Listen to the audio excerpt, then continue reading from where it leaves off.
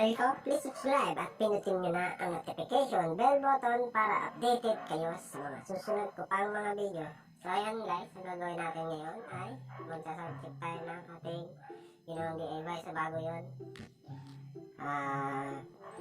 Tatanggalin muna natin ito kasi nakakapubig na to.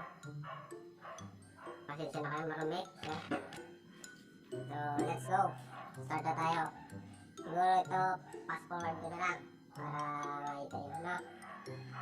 So yun lang. So yun, tatanggalin mo natin yung tornilyo nito para masubject natin siya. Gamit ako ng pliers. Ang ano lang, ang kapit lang. So yun, nagasgasan na ang aking pipe.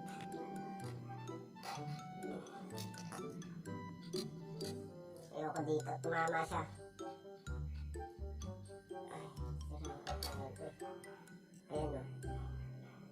Damage niya. Sumayad dito. Kinaskas niya. Tungtihan niya na punit. So ngayon, gagawin balita siguro, papahinga ko muna siya. Kasi sayang eh.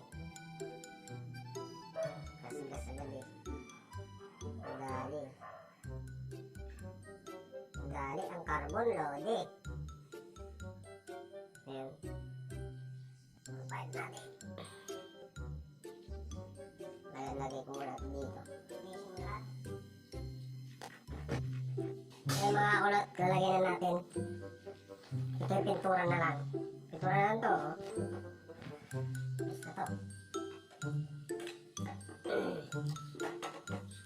Ngayon na tayo DIY. Chicken pipe. Kaya tawag na pumupunit.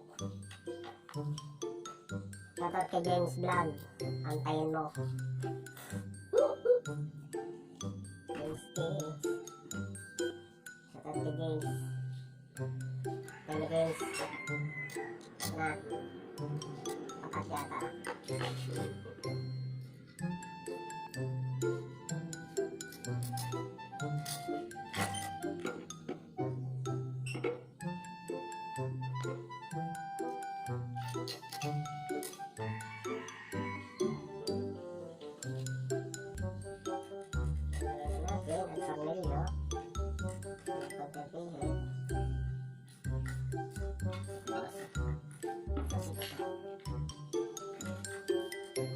Isa 12, 13 siya.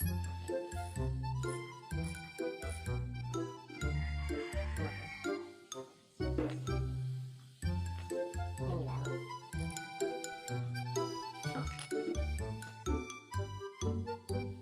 Ganun din, tatama din. Hanggang walads, tatama siya. Bumaba siguro to.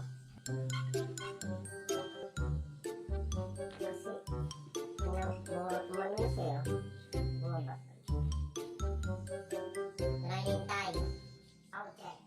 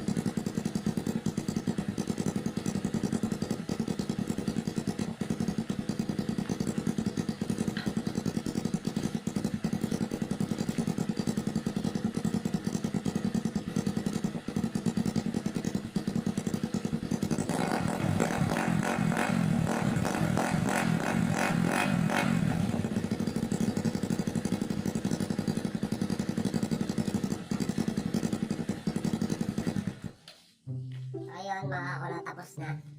Narinig nyo na kung dapat marinig. Di sa chicken pipe. Mukhang pipe. So, ganito lang video na to. Gusto mag-shoutout, comment lang kayo. Sa'yo lang.